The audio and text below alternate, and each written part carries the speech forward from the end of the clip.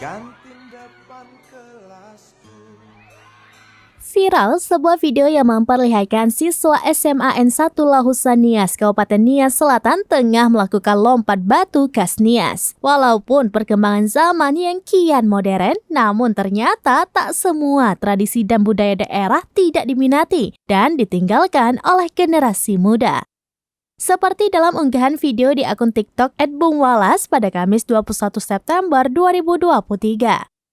Video itu merekam aksi siswa yang sedang melakukan tradisi lompat batu di sekolah. Bahkan, para siswa masih menggunakan seragam putih abu lengkap saat melakukan lompat batu khas Nias. Tinggi batu yang berada di halaman sekolah tersebut diketahui mencapai 2 meter.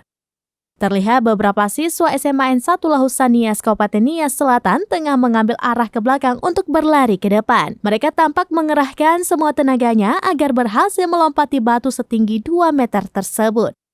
Aksinya pun langsung menuai teriakan histeris bagi para siswi yang melihatnya langsung.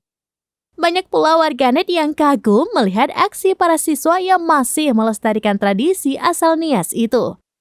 Hal itu lantaran aksi lompat batu itu terbilang sulit untuk dilakukan.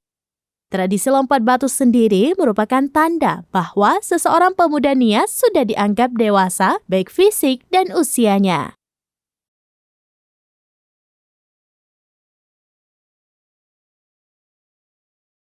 Download Tribun X sekarang, menghadirkan lokal menjadi Indonesia.